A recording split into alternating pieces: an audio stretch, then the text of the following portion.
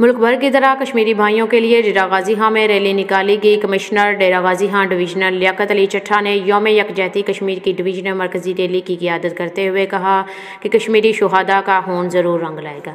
कश्मीर पाकिस्तान की शारग है। कश्मीरियों को इनका हक राय दही दिलाने के लिए हर प्लेटफॉर्म से आवाज़ बुलंद करने के साथ साथ हिमायत जारी रखी जाएगी। पाकिस्तान का हर शहरी कश्मीरियों के साथ खड़ा है। MPA डॉक्टर शहीना नजीब खोसा ने कहा कि भारत ने फ़ौज उतारकर कश्मीर को जेल में तब्दील कर दिया है। कश्मीरियों के हुकूक सल्ब कर दिए गए हैं। इंसानी हकूक़ की पामाली की जा रही है। इक़वाम आलम कश्मीर में भारतीय जुल्म सितम बंद कराएं। PTI की रहनुमा रुकैया रमज़ान एडवोकेट ने कहा कि कश्मीरी मुसलमान भाइयों ने आज़ादी के लिए लाजवाब कुर्बानियाँ दी हैं और इनकी जदोजहद कामयाब हो।